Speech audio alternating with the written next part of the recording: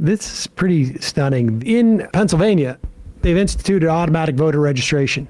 They're so over the idea of like voter fraud, right? Like they can't really come out and say voter fraud. Right. That somehow just like if everybody was registered, there'd be voter fraud. So they've got to come up with some other angle on it. And here is Greg Kelly from Newsmax really like scraping the bottom of the anti-democratic rationale barrel, as it were, in coming up with like something to say on try and find a way to describe registering people to vote in a way that scares people and really struggling. Yes, here we go. Beware what's happening in Pennsylvania. This is Governor Shapiro, and for whatever reason, they love this guy in the Democrat Party. He's a relatively new governor.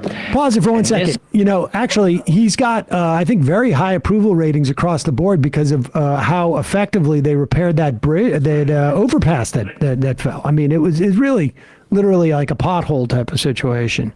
But go ahead. This idea seems like it could go bad.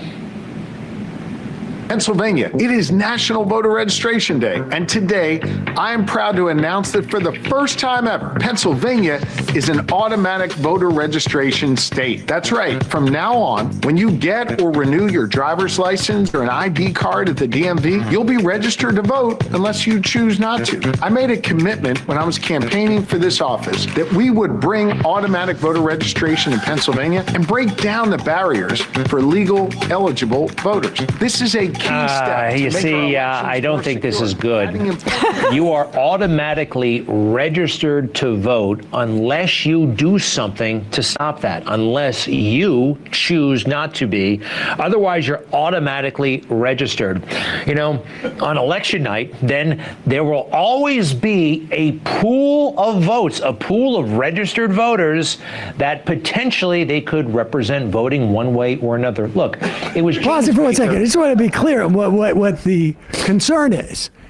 That if you register all the voters, there's always going to be a pool of voters who could vote one way or another. Very nefarious. It's honestly, I mean, we got to go back a little bit. It's honestly like he lost his notes for this or something. Like he couldn't come back. Go back just a little bit more. Because this is really stunning. How they can't come up with what is problematic. Well, you'll be registered unless you do something about it. Like, okay, because if you're at the DMV, you are ostensibly like meet all of the requirements that would be necessary for voting, unless like I'm not sure what in Pennsylvania if they disqualify you if you're convicted of a felony or something like that. But there's actually zero concern. He's not even. The thing is, they're very much alive if they're at the DMV. This isn't a dead voter. They're getting their ID. He's not even like attacking it on those grounds. He's not even. It's just he is attacking it purely on this is too much democracy grounds. Right. There's too many people who are going to be eligible to vote. 7 out of 10 voters being registered is better than 10 out of 10 voters being registered, because 10 out of 10 voters registered means that there are people who have not been registered who are going to be voting. Good.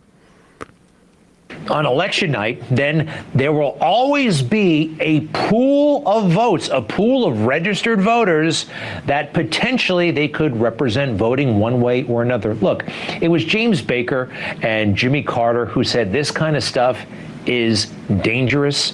You don't want to do it this way. Some people think, 100% registration or more voter turnout, 90% vote, that would be the best. Saddam Hussein had universal voter turnout. That wasn't good. This seems un-American. I'm sorry. As a citizen, it's not, I'm here at the DMV, I'll do this as well. No, something should be separate and deliberate, not automatic. You got to make a decision.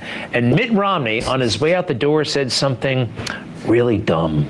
Look, democracy requires belief and credibility in elections, and so people who are casting aspersions on our election process are threatening one of the bases of our very foundation. Yeah, it's interesting. You know, like belief and credibility. in the elections. That's the important thing, just belief in them. Well, what about having fair elections?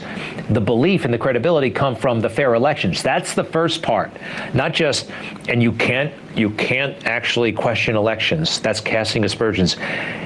Yes, you can. You're allowed to. This is America. Beef up the voting. Probably simplify it. Paper ballots, voter ID. Wait. Why would you simplify the voting? Because that's only going to make it easier to vote. It sounds like he's talking to himself. It's honestly. He's working it out in real time. Also, Hold on. Wait a second. Are we live? Are we live? Yeah. Oh God! All right. No, I was spitballing. Doing vocal I was exercises. spitballing. No judgment in brainstorming, and especially the Saddam Hussein example, which is like the implication in that is that like he rigged the vote in his favor by like counting votes that weren't there and saying that he overwhelmingly won. No, he famously just automatically registered. Automatically He registered. famously just integrated the voting systems with the Department of Motor Vehicles. It is Totalitarianism. It really is fascinating how, A, how much of an authoritarian impulse they have, and B, how poor they are at articulating it. Mm-hmm. Yeah, it's like they're registered automatically. Let me say that again, like a different way. They're automatically registered. It's like, get it now? Like, no, it's fine still.